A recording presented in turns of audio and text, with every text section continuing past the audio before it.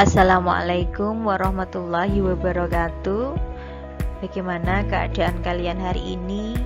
Mudah-mudahan semuanya dalam keadaan sehat dan selalu dalam lindungan Allah Subhanahu wa taala.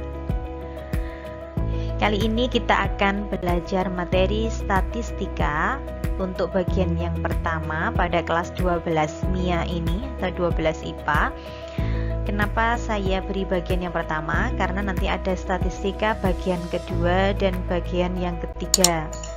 Sebelumnya jangan lupa klik subscribe sama tombol lonceng biar nanti untuk materi kedua, ketiga dan seterusnya kalian tidak akan ketinggalan. Mudah-mudahan pembelajaran kita kali ini nanti bisa bermanfaat dan menambah ilmu untuk kita semuanya. Kembali lagi ke materi statistika.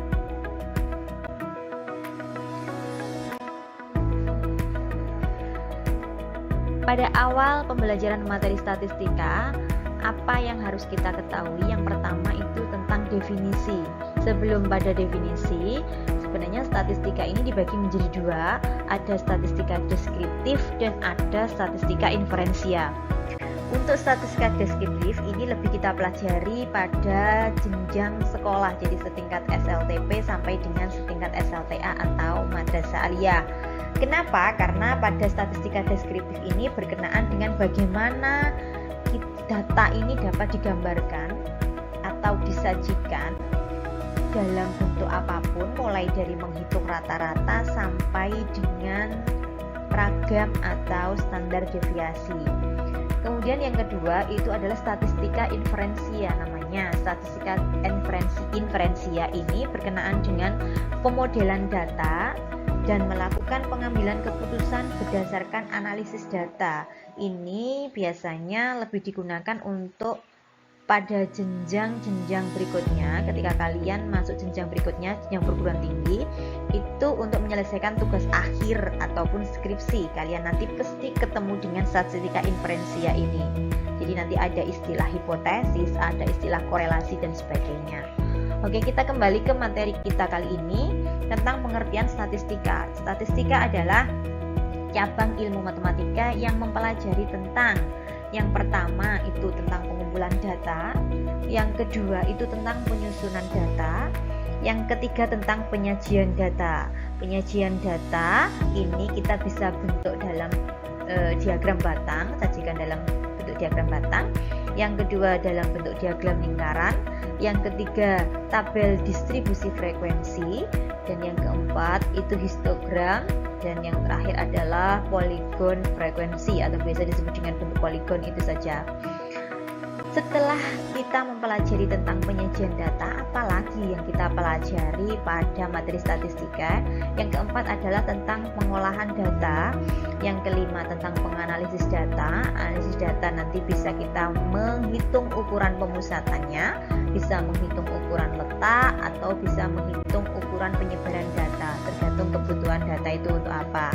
Yang keenam adalah penarikan kesimpulan, dan yang terakhir adalah pengambilan keputusan. Sebenarnya statistika ini banyak sekali manfaatnya dalam kehidupan sehari-hari.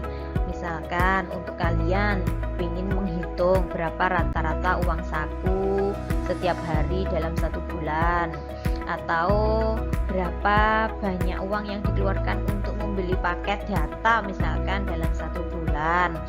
Kemudian dalam kehidupan keluarga menghitung berapa banyak pengeluaran harian dalam satu bulan, bisa dalam satu tahun. Kemudian untuk dunia kerja, misalkan pabrik, berapa rata-rata laba yang diperoleh dalam satu bulan untuk tahun sekian, atau berapa banyak modal, banyak kerugian dan sebagainya. Tentunya statistika ini sebenarnya tidak hanya berkaitan dengan data saja. Jadi untuk masalah-masalah sehari-hari itu kita menyelesaikannya itu secara tidak langsung juga memanfaatkan ilmu statistika. Jadi kalau ada masalah, masalahnya apa? Kita kumpulkan dulu data atau informasinya kita kumpulkan dulu. Kemudian setelah itu kita olah, kita analisis masalahnya apa. Setelah itu kita tarik kesimpulan dan terakhir kita bisa mengambil keputusan langkah apa yang terbaik terbaik untuk menyelesaikan masalah itu. Jadi banyak sekali manfaat statistika ini dalam kehidupan sehari-hari. Mungkin itu pengantar yang bisa, mudah-mudahan bisa membuat kalian lebih semangat lagi untuk apa sih sebenarnya belajar statistika ini. Kemudian untuk penyajian data, kembali pada penyajian data, nanti dalam materi ini saya tidak akan membahas lebih lanjut tentang diagram batang dan diagram lingkaran, karena materi ini kalian sudah pelajari ketika sampai duduk di bangku SMP atau MTS waktu kelas 1 ya. Jadi nanti akan lebih dalam, saya hanya akan membahas tentang tabel distribusi frekuensi, histogram, dan poligon. Selanjutnya ukuran pemusatan, ukuran letak, dan ukuran penyebaran. Oke. Penyajian data yang saya bahas di sini, ini datanya nanti ada dua, ada data tunggal dan ada data berkelompok. Yang pertama, bagaimana kita menyajikan data dalam bentuk tabel distribusi frekuensi data berkelompok. Jadi langsung saya ambil data berkelompok. Apa saja unsur-unsur yang harus kita ketahui untuk membuat sebuah tabel distribusi frekuensi? Yang pertama itu adalah ada istilah kelas interval, yang kedua ada batas bawah, yang ketiga ada batas atas, yang keempat ada tepi bawah kelas. Jadi kelas interval diperoleh dari batas bawahnya ini dikurangi dengan 0,5. Kemudian berikutnya ada tepi atas kelas, ini diperoleh dari batas atas ditambah 0,5. Kemudian ada titik tengah, ini disimbolkan dengan XI, ini titik tengah kelas, ini diperoleh dari setengah kali batas bawah ditambah batas atas, atau bisa kita cari dari setengah kali tepi bawah ditambah dengan tepi atas. Selanjutnya unsur yang harus kita ketahui dalam membuat tabel distribusi frekuensi itu adalah banyak kelas yang disimbolkan dengan K. Banyak kelas ini diperoleh dari mana? Dari rumus 1 ditambah 3,3 kali log N, di mana N-nya ini adalah banyak data yang sudah kita kumpulkan. Dan logaritma, ini log ini adalah logaritma. Ini tentunya kalian sudah pelajari ketika kalian di kelas 10. Unsur yang berikutnya adalah panjang kelas yang disimbolkan dengan P. Ini diperoleh dari tepi atas dikurangi dengan tepi bawah. Atau panjang kelas bisa kita cari dengan rumus P sama dengan R dibagi dengan K, di mana R itu adalah selisih data terbesar dan data terkecil. Kemudian dibagi dengan K, K-nya adalah K banyak kelas ini tadi. Oke, penyajian data yang berikutnya itu adalah dalam bentuk histogram dan poligon frekuensi. Histogram ini adalah mirip dengan diagram batang, cuman kalau diagram batang itu setiap batang ini kan ada ada jeda, ada jarak. Kalau histogram ini berimpit, jadi ini batas-batasnya ini saling berimpit. Kemudian kalau poligon frekuensi itu kita tinggal mengumpulkan garisnya ini dari puncak masing-masing kelas ini. Poligon frekuensi ini sering kita gunakan, biasanya dipakai untuk kegiatan yang biasa saja, yang setiap orang tahu, itu untuk kegiatan posyandu biasanya. Jadi ini untuk melihat grafik tinggi badan, mungkin berat badan atau yang lainnya ya. Jadi manfaat histogram dan poligon frekuensi. Oke, untuk lebih jelasnya maka saya beri contoh bagaimana cara membuat tabel distribusi frekuensi sampai dengan membuat poligon frekuensi. Diketahui data hasil ulangan harian bidang studi matematika kelas 12 IPA adalah sebagai berikut. Nah, dari sini kita disuruh untuk membuat tabel distribusi frekuensinya, kemudian disuruh membuat histogram, dan yang terakhir membuat poligon frekuensi. Oke, mari kita jawab satu persatu. Untuk memudahkan mengerjakan soal, urutkan terlebih dulu data dari nilai terkecil. Ini kebetulan tadi kan masih ada 30, ada ada 30. Jadi kita mudah untuk melihat, kita untuk mengurutkan sejumlah 30 ini. Tapi kalau nanti kalian itu memperoleh data sebanyak misalkan 100 data, 1000 data atau yang selebihnya, maka cukup kita lihat saja tanpa kita menulis ulang untuk mengurutkan seperti ini. Jadi kita cari saja data terkecilnya berapa, data terbesarnya berapa, itu banyak sekali. Kita bisa menggunakan aplikasi Excel atau aplikasi-aplikasi yang lain untuk melihat data maksimum berapa, data minimumnya berapa. Kebetulan ini ada 30, jadi saya urutkan saja dari data terkecil sampai dengan data terbesar. Ini semuanya ada 30, nanti berkaitan dengan N-nya itu berarti 30. Oke, kita lanjutkan. Jika tabel distribusi frekuensi kita buat tunggal, maka pasti memerlukan baris yang terlalu panjang. Kenapa panjang? Karena tadi kan kita mulai dari nilai 48 sampai dengan 89. Coba kita butuh berapa baris itu? Ya, jadi sehingga akan kita buat tabel distribusi frekuensi data berkelompok saja. Kenapa? Karena mungkin nanti hanya kita butuh 5, 6 atau 7 baris maksimal. Ya, jadi kita bisa membuat lebih ringkas lagi daripada kita membuat tabel dengan jumlah baris yang terlalu banyak. Oke, bagaimana cara membuatnya? Mari kita ikuti langkah-langkah pembuatan tabel distribusi frekuensinya. Oke. Dari data di atas itu diketahui bahwa banyak data atau N-nya ini ada 30. Kemudian data terbesarnya ini 89, data terkecilnya 48. Dari sini kita tahu bahwa jangkauannya itu diperoleh dari mana? Data terbesar dikurangi data terkecil. Jadi 89 dikurangi 48 itu sama dengan 41. Jadi jangkauan data ini adalah 41. Selanjutnya kita akan membuat banyak kelas atau kelompok. Diperoleh dari mana? Sesuai dengan rumus tadi bahwa banyak kelas itu diperoleh dari rumus 1 ditambah 3,3 log N, di mana N-nya ini kita ganti dengan 30.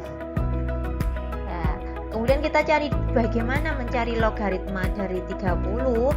Ini silahkan dibuka kembali materi kelas 10, atau kalau kita tidak mau menghitung secara manual, kita bisa memanfaatkan tabel logaritma. Sehingga log 30 langsung kita bisa ketemu bahwa log 30 itu nilainya 1,477.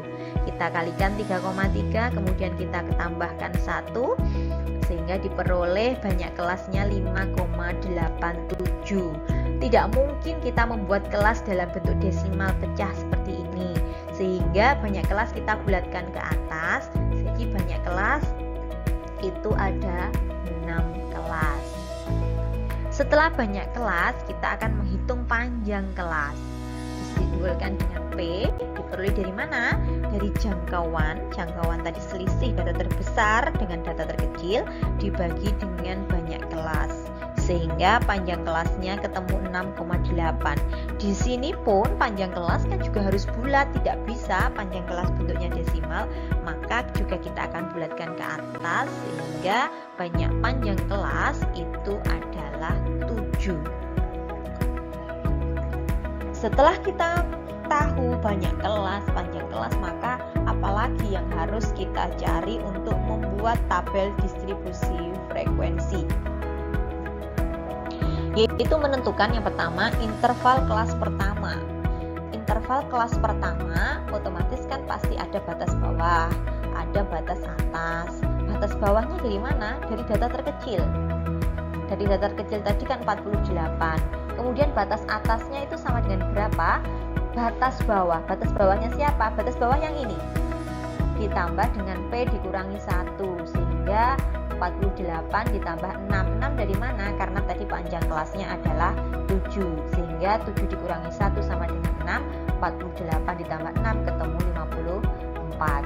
Karena batas bawah sudah tahu, batas atas sudah tahu, jadi interval kelas pertama adalah 48 sampai dengan 54. Kita lanjut untuk mencari interval kelas kedua, karena tadi banyaknya kelas ada 6, berarti nanti kita sampai mencari interval kelas ke-6.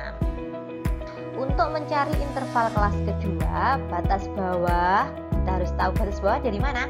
Batas bawah kelas pertama ditambah 1 sama dengan 54 ditambah 1 sama dengan 55. Kemudian batas atasnya diperoleh dari mana? Dari batas bawah. Batas bawah siapa? Batas bawahnya ini ditambah dengan P plus 1 sehingga sama dengan 55 ditambah dengan 6 sama dengan 61.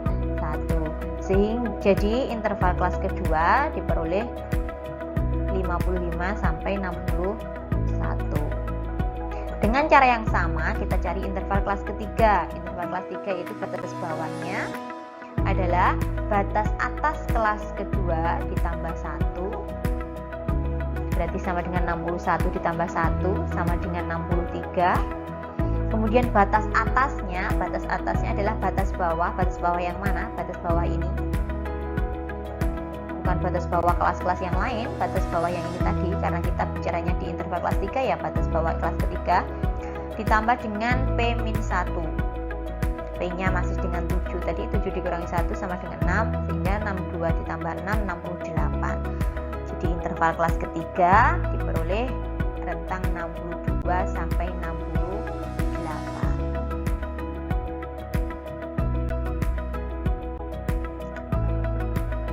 Kemudian kita mencari interval kelas keempat dengan cara yang sama. Batas bawah kelas keempat adalah batas atas kelas ketiga ditambah 1, yaitu 68 tambah 1 sama dengan 69. Kemudian batas atasnya, batas bawah yang ini tadi 69 ditambah P-1 ditambah 6 lagi. Jadi interval kelas keempat adalah 69 sampai 75. Ini nanti juga akan berlaku pada saat kita mencari interval kelas kelima dan interval kelas ke-6. Setelah kita mencari masing-masing interval kelas tadi, dari kita dapat simpulkan bahwa interval kelas pertama itu adalah pada rentang 48 sampai 54, kelas kedua 55 sampai 61, sampai dengan kelas ke-6 83 sampai 89.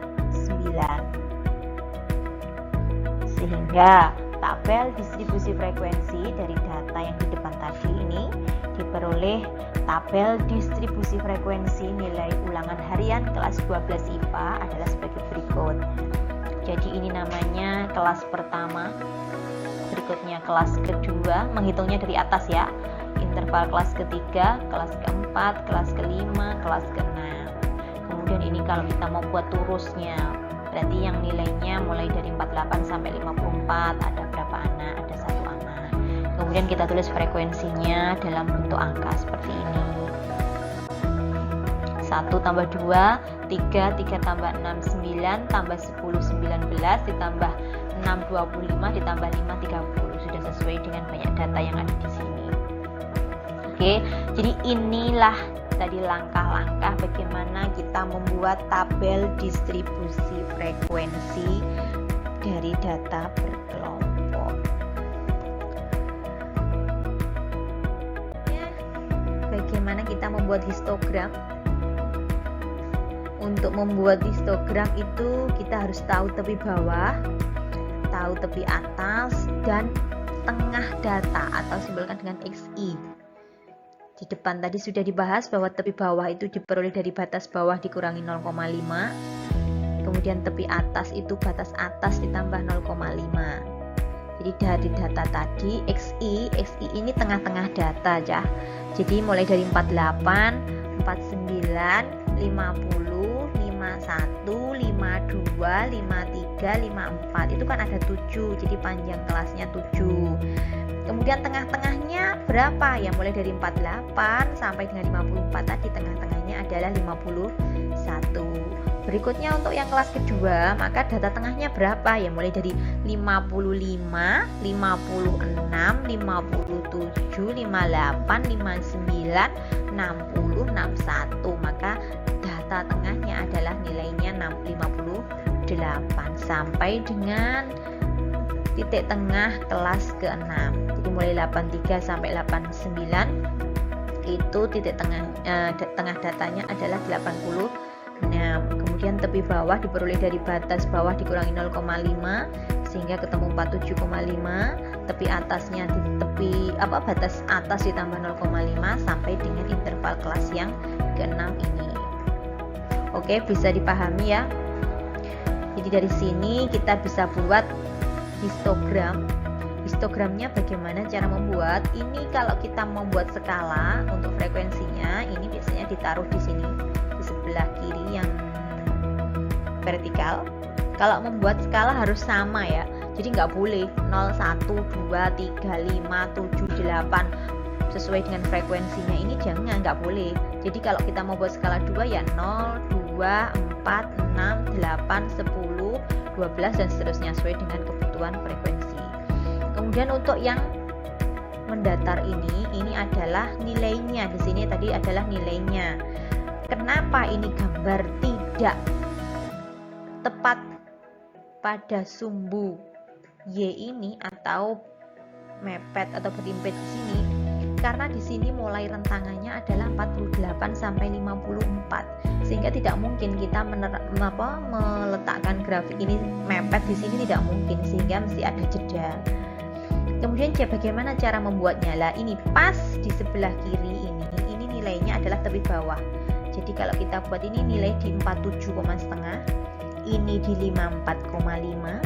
Kebetulan ini kan mesti sama ini lah. Ini dengan ini sama. Ini dengan ini sama. Jadi gambaran ini selalu berimpit. Sampai dengan kelas ke-6 ini adalah 82,5. Di sini 89,5. Ini adalah histogram, bentuk histogramnya. Kemudian cara membuat poligonnya, kita tinggal menghubungkan titik tengah. Ini kalau kita tulis kita perjelas, ini adalah pas di XI. Jadi ini di titik 51, ini 58. Ini kalau kita tarik ke sumbu X ini tepat di 65, ini tepat di 72, yang ini 79 dan terakhir adalah 86. Ini kalau mau membuat poligon frekuensi. Kalau ini masih histogram, poligon frekuensinya ini. Biasanya banyak-banyak di itu pada saat posyandu itu biasanya ini yang dipakai hanya ini. Oke, ini tadi adalah statistika bagian pertama, bagaimana cara menyajikan data dalam bentuk tabel distribusi frekuensi, bagaimana menyajikan dalam bentuk histogram, dan bagaimana menyajikan dalam bentuk poligon frekuensi. Apabila kita acak dari tabel distribusi frekuensi, kita pasti bisa membuat histogram, bisa membuat poligon frekuensi. Kemudian dari histogram misalkan, otomatis kita nanti pasti bisa membuat poligon frekuensi, bisa membuat tabel distribusi frekuensi. Ataupun kalau yang kita ketahui hanya poligon frekuensi, maka kita juga pasti akan bisa bagaimana membuat histogramnya dan membuat tabel distribusi frekuensi. Kira-kira itu dalam statistika bagian pertama ini. Mudah-mudahan pembelajaran kali ini dapat bermanfaat. Apabila ada pertanyaan, silahkan kalian tanyakan dan bisa menambah wawasan dengan membaca, menambah info dari buku-buku yang lain ataupun dari media-media yang lain. Oke, terima kasih atas perhatiannya dan saya sampaikan wassalamualaikum warahmatullahi wabarakatuh.